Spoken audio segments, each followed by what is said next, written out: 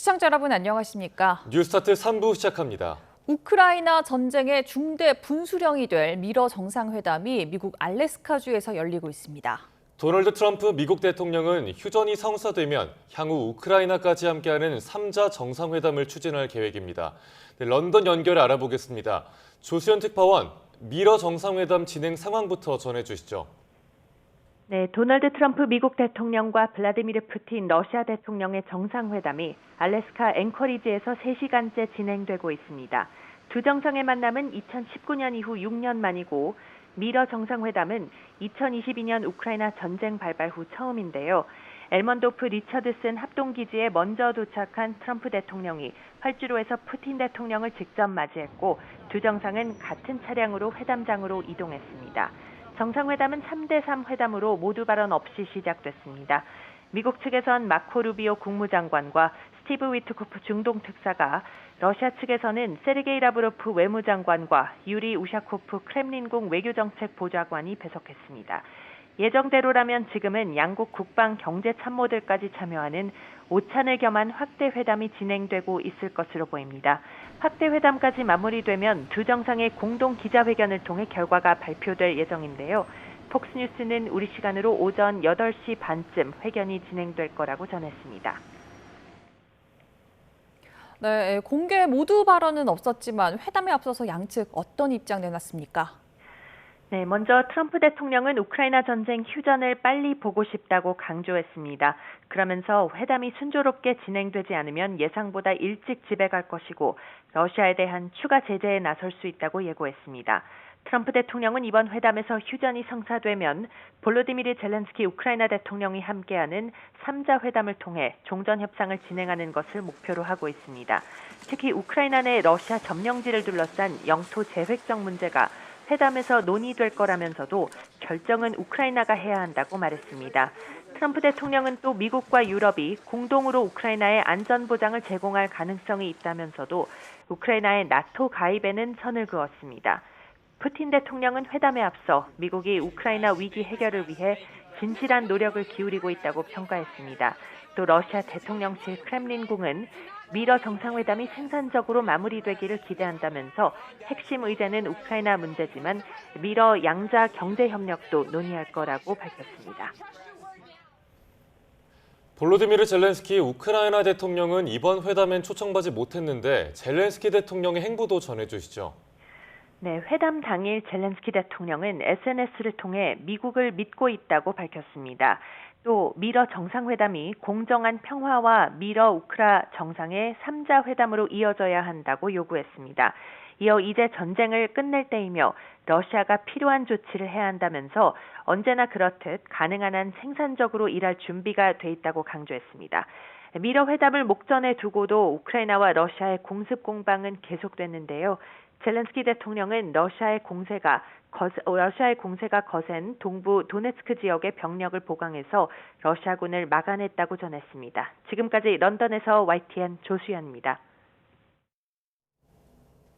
시장의 관심이 트럼프 미국 대통령과 푸틴 러시아 대통령의 정상회담에 쏠린 가운데 뉴욕 증시 3대 지수는 혼조세로 마감했습니다.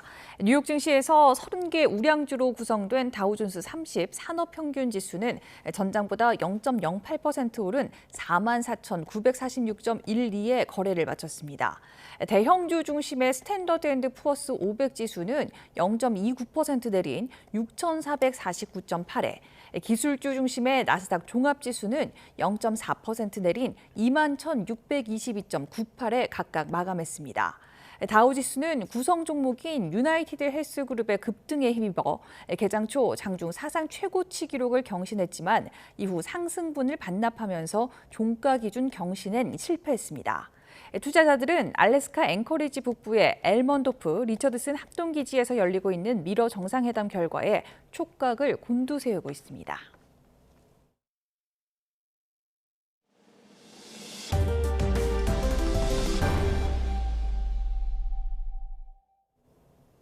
이재명 대통령이 취임 2달여 만에 국민 임명식을 열고 국민 대표에게 빛의 임명장을 받았습니다. 이 대통령은 주권자에 충직한 일꾼으로서 오직 국민만 믿고 직진하겠다고 말했는데요.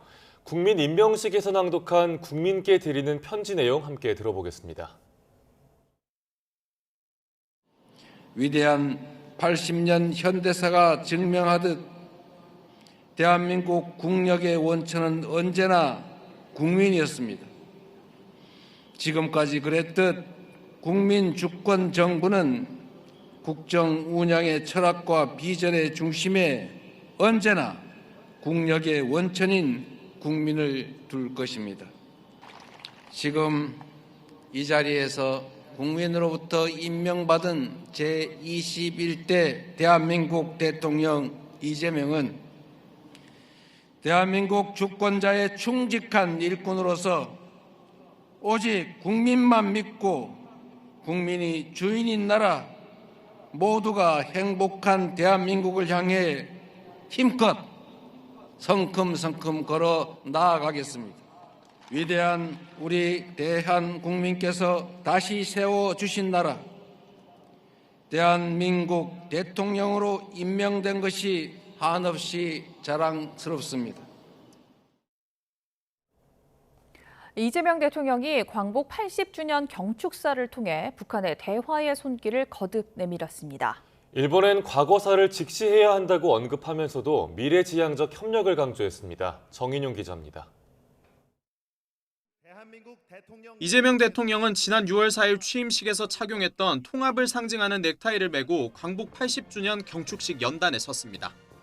이 대통령은 지난 80년간 대한민국의 눈부신 성취는 부강한 나라를 만들겠다는 독립투사와 애국선열의 열정이 있었기에 가능했다며 광복절 의미부터 되새겼습니다. 독립투쟁의 역사를 제대로 기억하고 기록하겠다며 생존 애국지사에 대한 각별한 예우와 독립유공자 유족 보상 확대를 약속했습니다. 공동체를 위해 특별한 희생을 치르신 분들에 대하여 예우하고 존경하는 마음이 커지면 커질수록 우리 공동체도 더욱 튼튼해질 것입니다. 이 대통령은 수교 60주년을 맞은 한일 관계를 두곤 과거를 직시하되 미래로 나아가야 할 때라고 강조했습니다. 경제 발전에 떼놓을 수 없는 중요한 동반자로서 셔틀 외교를 통해 미래지향적 상생협력의 길을 모색하겠다고 밝혔습니다. 신뢰가 두터울수록 협력의 질도 높아지게 마련입니다. 과거의 아픈 역사를 직시하고 양국 간 신뢰가 훼손되지 않게 노력해 줄 것으로. 남북관계에 대해선 북한 체제를 존중하고 흡수 통일은 없다는 기본 입장을 천명했습니다. 지난 정부 내내 남북 대화가 끊겼는데 먼 미래를 말하기에 앞서 대화 복원부터 해야 한다고 언급했습니다. 지금 당장 신뢰 회복과 대화 복원부터 시작하는 것이 순리일 것입니다. 신뢰는 말이 아니라 행동으로 만들어집니다. 취임 직후부터 이행해온 전단과 대북 확성기 중단에 이어 9.19 군사합의를 복원해 나가겠다는 의지도 나타냈습니다. 독재와 내란에서 지켜낸 빛을 계속 지켜내자며 지난 정부에 대한 강도 높은 비판도 경축사에 담았습니다.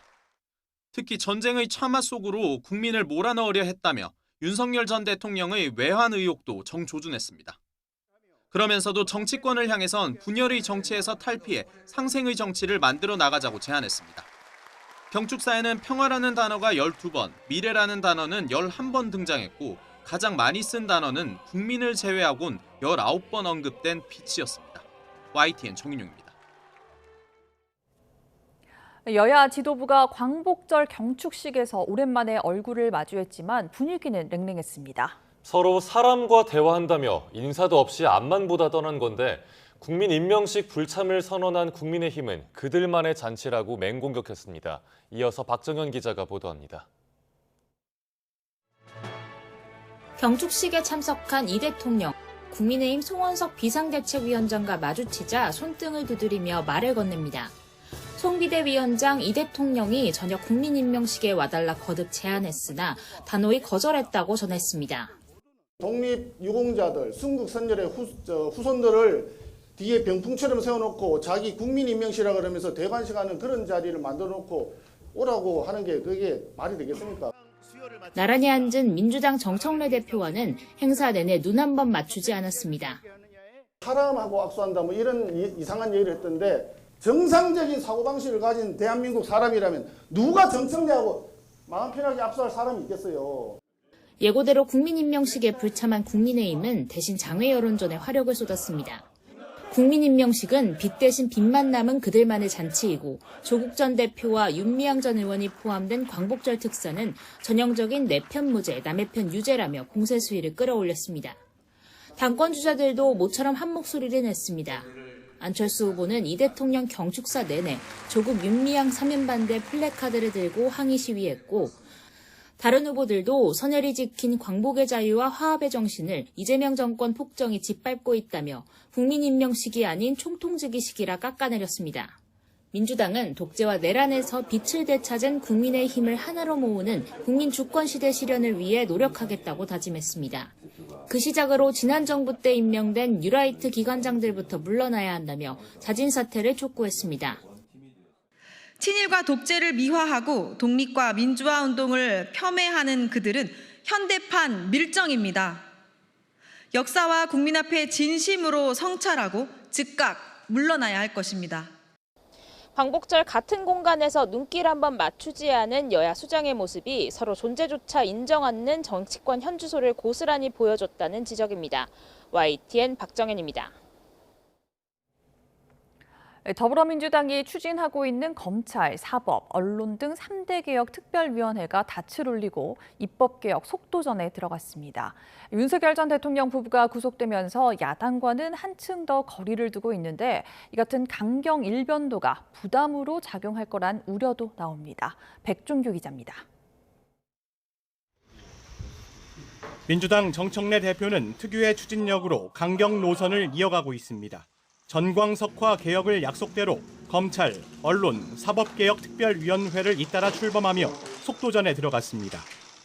가장 중요한 것은 개혁의 골든타임입니다. 추석 전에 사법개혁을 완료한다는 역사적 사명감을 갖고 8월 국회 본회의에서도 방송법을 처리했던 폭풍 기세 그대로 방송 3법에 마침표를 찍고 노란봉투법과 상법 개정안까지 밀어붙인다는 구상입니다. 국민의힘이 무제한 반대 토론, 필리버스터로 맞선다 해도 협상은 없다는 게 원칙입니다. 흔들리지 않겠습니다. 오직 국민과 당원만 바라보며 민생개혁의 길을 완주해 나갈 것입니다. 악수는 없다, 여야 관계가 아니라는 말 그대로 국민의힘과 거리 두기는 분명합니다.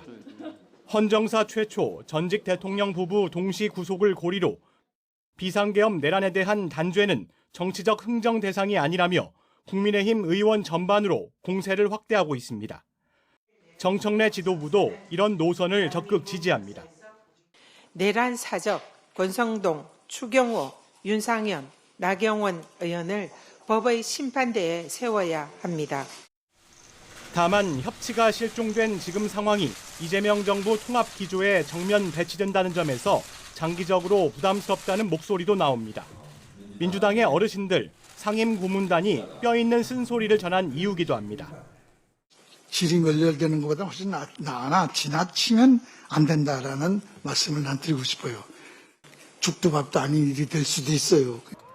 이재명 대통령 취임식 성격의 국민 임명식에 보수 야당과 보수 계열 전직 대통령이 약속한 듯 불참한 것도 정 대표의 이런 행보가 영향을 줬다는 평가입니다.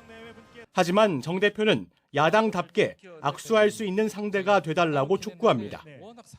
저도 정상적이고 건강한 야당 파트너와 함께 민생을 위해 일하고 싶습니다. 정 대표가 정치 선배들의 과유불급 조언을 받아들여 협치에 나설지는 국민의힘 전당대회 이후 윤곽이 드러나게 될 텐데, 새 야당 대표의 성향과 전국 구도가 변침을 결정하는 가늠자 역할을 할 것으로 보입니다. YTN 백종규입니다. 국민의힘 전당대회가 비전, 혁신 경쟁이란 취지가 무색하게 윤석열 전 대통령과 계엄 탄핵 공방으로 흐르고 있습니다. 과거 태극기 부대 겨냥 마케팅부터 이번 전당대회에서의 배신자 소란까지 악순환을 풀 해법을 찾아야 한다는 지적도 나옵니다. 박광열 기자가 보도합니다.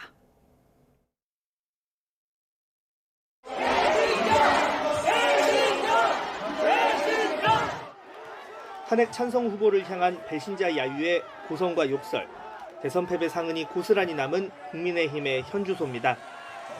예전에도 집안 싸움은 종종 극한 대치로 이어졌습니다.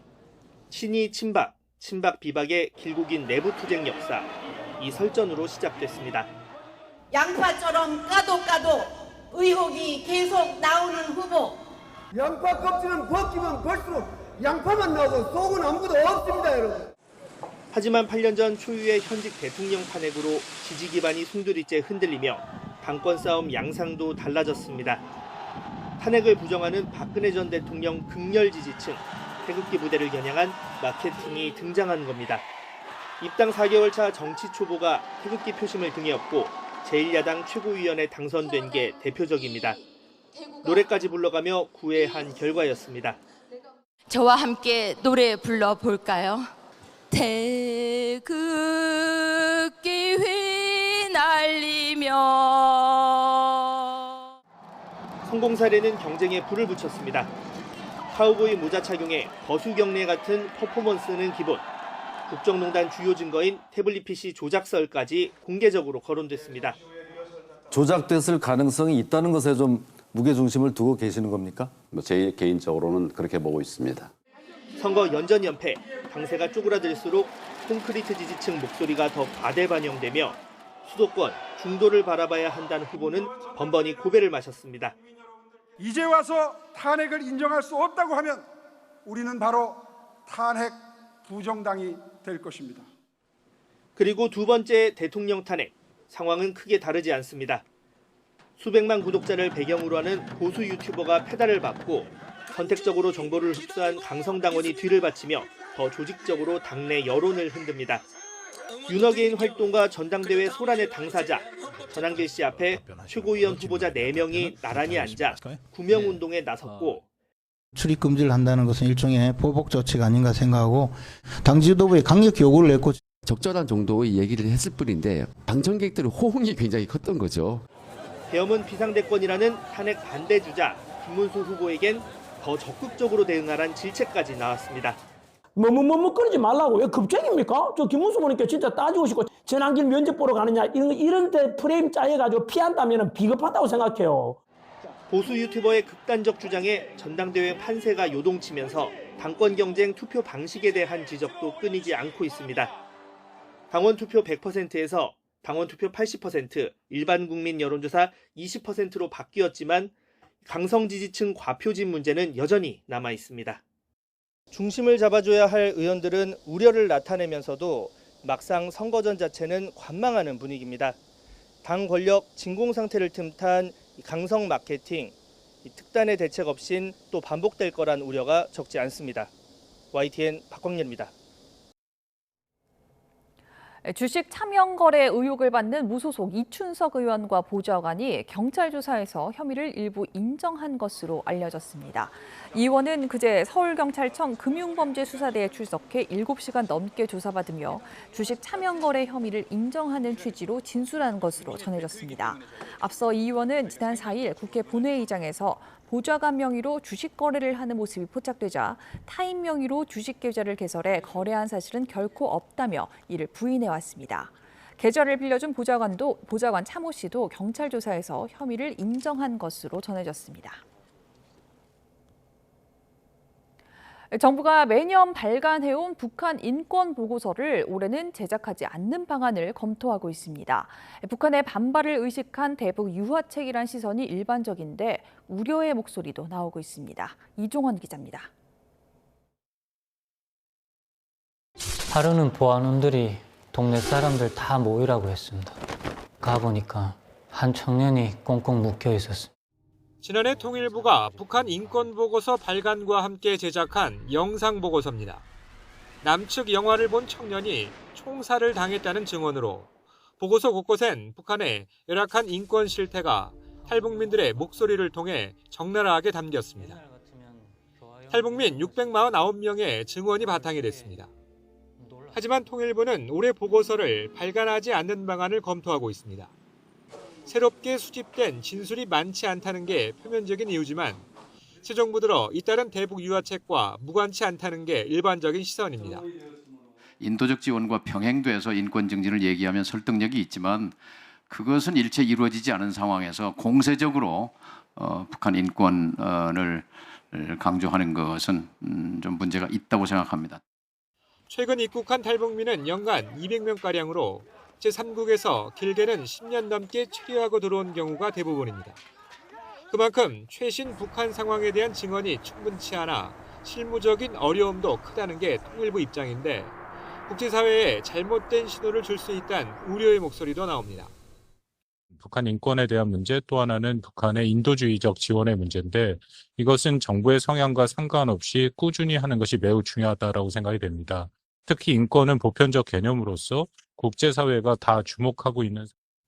북한 인권보고서는 북한 인권법 제정으로 지난 2018년부터 매년 제작됐고 윤석열 정부 때인 2023년부터 일반에 공개됐습니다. 통일부는 북한 인권조사 결과에 대한 국회 보고는 법률에 규정돼 있지만 보고서 발간은 별도로 규정된 사안은 아니라고 강조했습니다. YTN 이종원입니다.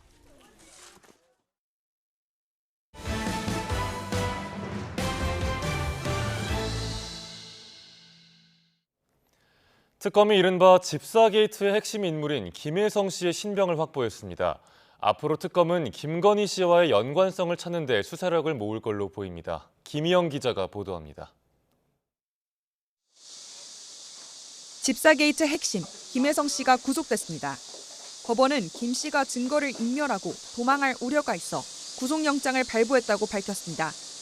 구속 전 피의자 신문에 출석한 김 씨는 취재진 질문에는 말을 아꼈습니다. 대가성 투자 의혹은 어떤 입장이신가요? 33억 8천만 원 횡령을 안 하셨을까요? 김건희 특검팀은 앞서 회사 돈 33억여 원을 횡령한 혐의로 김 씨에 대한 구속영장을 청구했습니다. 특검은 김 씨가 기업들로부터 184억 원을 투자를 받고 차명으로 돈을 챙겼다고 보고 있습니다. 기업들의 거액 투자 배경에 김건희 씨가 있다는 게 특검의 의심입니다. 지난 4월 베트남으로 출국한 뒤 특검 소환에 응하지 않았던 김 씨는 여권 만료 하루 전인 지난 12일 귀국해 공항에서 체포됐습니다. 체포 당일 김 씨는 특검에 출석하면서 자신은 부정한 일에 개입하지 않았다며 혐의를 부인했습니다. 저는 무고하고 떳떳하며 어떠한 부정이나 불법적인 일에 관여한 바가 없습니다. 특검이 집사 게이트 의혹의 핵심인 김혜성 씨 신병을 확보하면서 수사에는 한층 탄력이 붙을 전망인데 김건희 씨와의 연결고리를 찾는 게 관건이 될 것으로 보입니다. YTN 김희영입니다. 김건희 씨가 구속된 데에는 고가의 목걸이를 선물했다는 서희건설 이봉관 회장의 자수서가 결정적인 역할을 했다는 분석이 나옵니다. 특검이 서희건설을 압수수색한 다음 날 이뤄진 이 회장의 자백은 굉장히 이례적으로 여겨집니다. 그 배경을 조성호 기자가 짚어봤습니다. 서희건설 이봉관 회장은 한국전쟁 때 월남한 평양 출신입니다. 운송업을 하다가 1994년 건설업에 뛰어들었습니다. 교회와 병원을 주로 지으며 회사를 키웠습니다. 지역 주택조합 사업 등을 확장하면서 시공능력 평가 순위를 16위까지 끌어올렸습니다.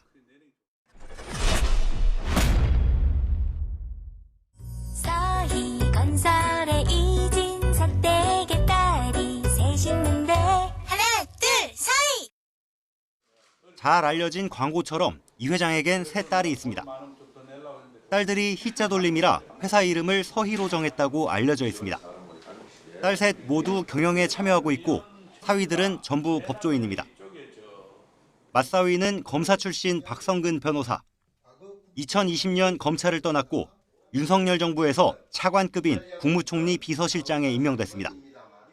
이에 앞서 이 회장은 김건희 씨에게 이른바 나토 순방 3종 귀금속들을 선물하면서 박 변호사 인사를 청탁한 걸로 알려졌습니다. 이런 정황을 확인한 특검팀이 지난 10일 뇌물죄로 전방위 압수수색에 나서자 바로 다음 날 이 회장은 자수서를 냈습니다. 김 씨 구속영장 심사 하루 전 증거인멸 우려를 입증할 결정적 증거가 나온 겁니다.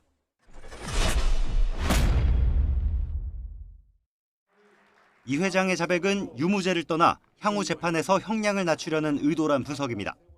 김 씨는 목걸이를 모조품이라고 했는데 전후 사정을 다 알고 있는 이 회장이 증거인멸, 조작 혐의까지 받는 상황을 피하고 구속 가능성을 낮추려는 선택이란 겁니다.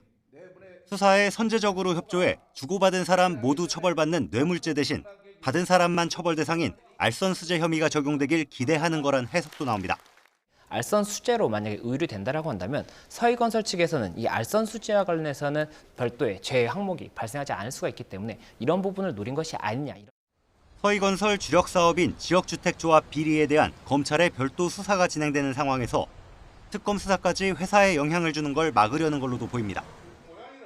특검은 자수서와 상관없이 이 회장이 김 씨를 소개받은 경위와 추가 뇌물이나 청탁이 있는지 등을 확인하며 이 회장에 대한 사법 처리 방향을 검토하고 있습니다. YTN 조성호입니다.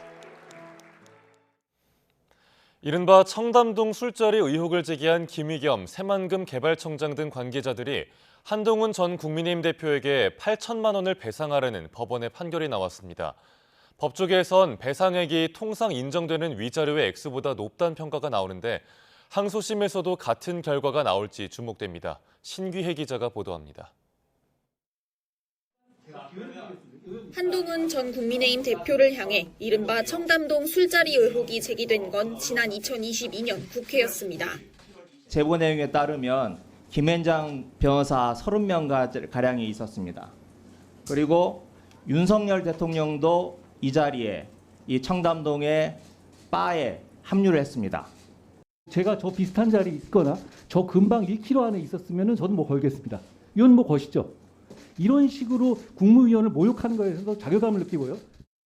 한 전 대표는 이것이 허위 사실이라며 김의겸 새만금 개발청장과 의혹을 최초 보도한 강진구 전 더탐사 대표 등을 명예훼손 혐의로 형사 고소했고 10억 원대 손해배상도 청구했습니다.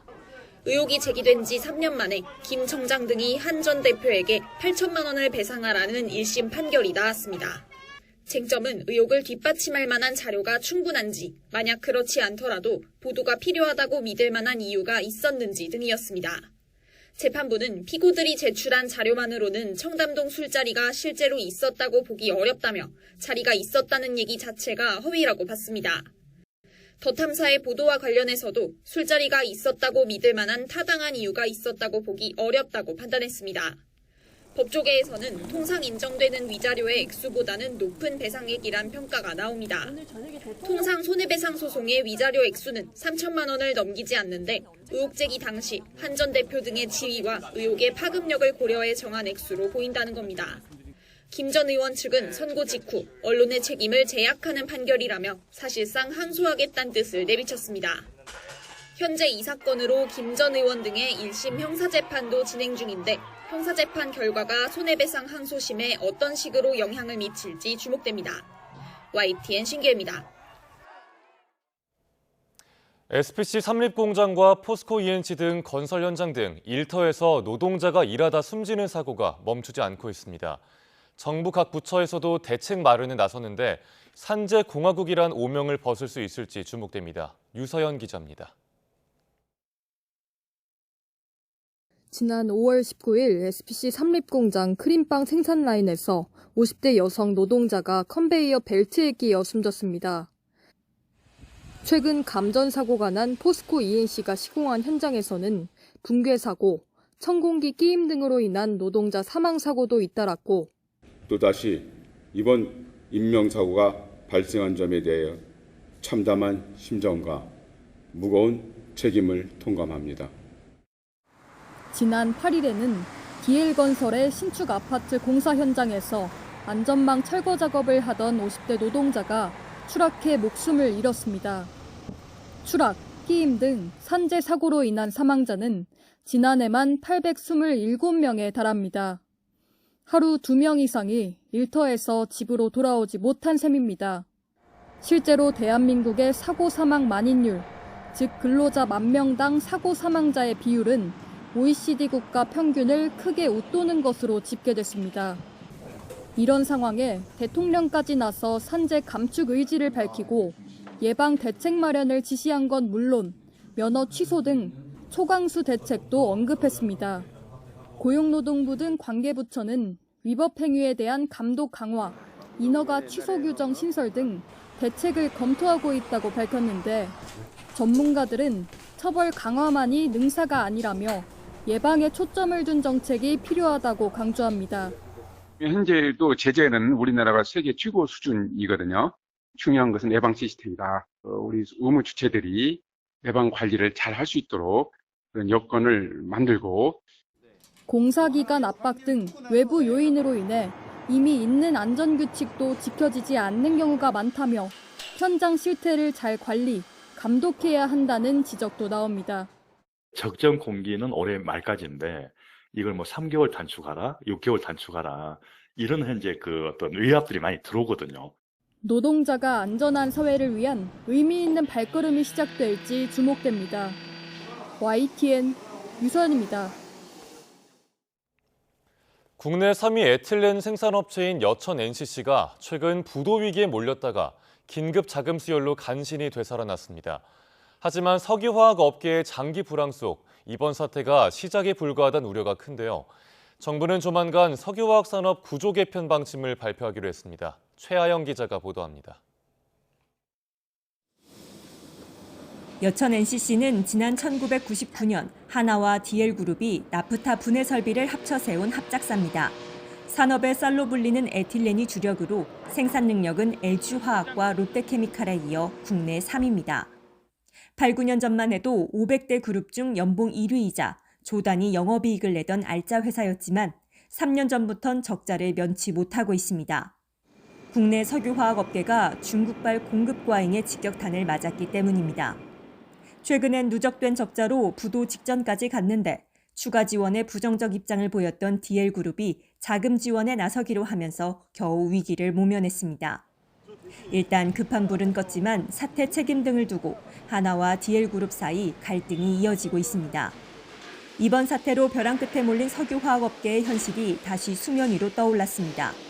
3대 석유화학 단지 가운데 여수 산단에선 LG화학과 롯데케미칼의 일부 생산 라인이, 울산 산단에선 효성화학 등 일부 라인이 생산을 멈췄습니다.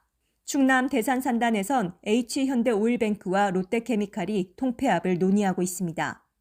중국에서 촉발해놓은 공급 과잉이라는 문제는 앞으로 한 3, 40년 동안 계속될 문제예요. 우리의 석유화학 산업의 체질을 완전히 새로 바꾸는 노력이 필요합니다.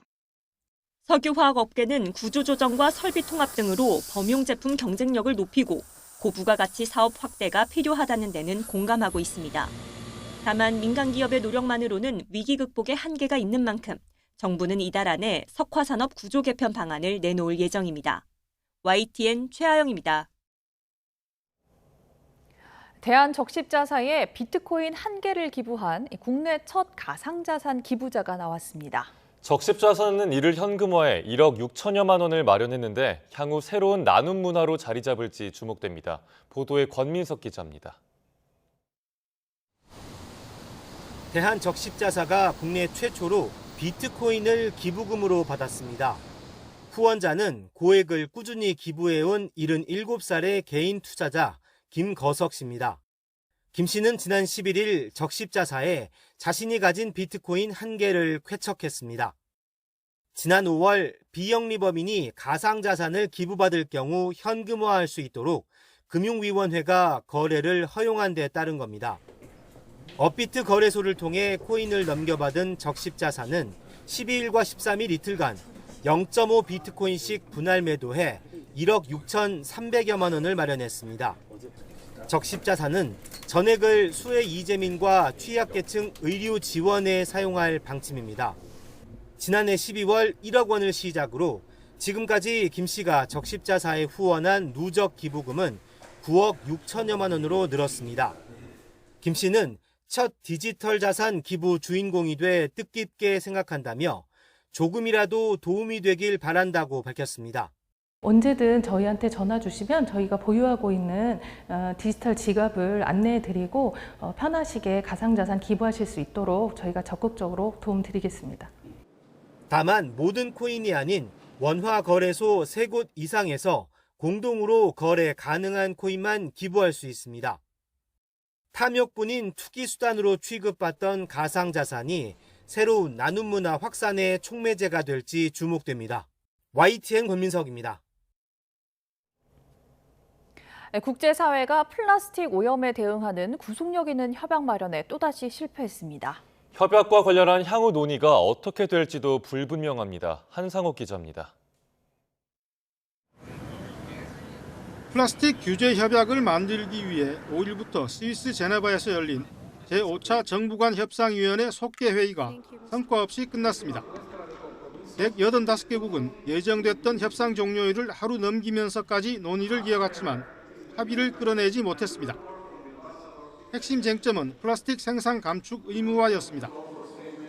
유럽연합과 영국, 캐나다 등은 플라스틱 생산을 줄이고 플라스틱에 사용되는 독성 화학 물질을 단계적으로 금지하는 내용을 협약에 담기를 원했습니다. 하지만 사우디아라비아와 쿠웨이트 등 산유국들은 플라스틱 생산 감축을 반대하면서 폐기물 관리 강화, 재활용으로 오염 문제를 해결하자는 입장을 고수했습니다. The discussion centered around a certain avenue and a certain pathway and did not include recycling and waste management and the robustness that is required there. 각국 대표단은 플라스틱 생산을 제한하려는 노력이 미국의 반대에도 막혔다고 전했습니다. 트럼프 미국 행정부는 지난달 25일 플라스틱 생산 목표 같은 비실용적인 포괄적 접근 방식을 지지하지 않을 것이라면서 각국이 관련 협약을 수용하지 말 것을 촉구했습니다. 협약과 관련한 향후 논의가 어떻게 될지도 불분명합니다. 영국 등 일부 국가에서는 협의 재개가 필요하다고 주장하지만 더 이상의 논의가 무의미하다는 나라들도 있다고 로이터 통신은 전했습니다.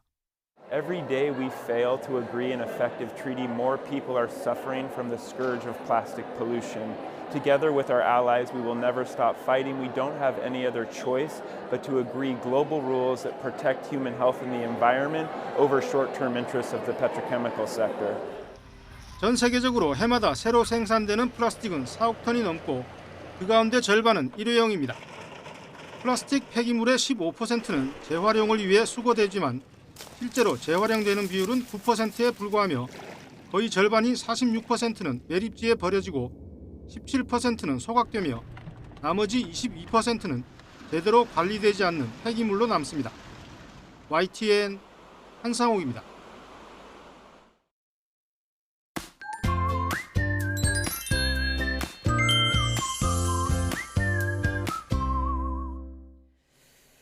이른 아침 집을 나서는 분들은 안전운전 해주셔야겠습니다. 계속해서 서쪽을 중심으로 안개가 짙은데요.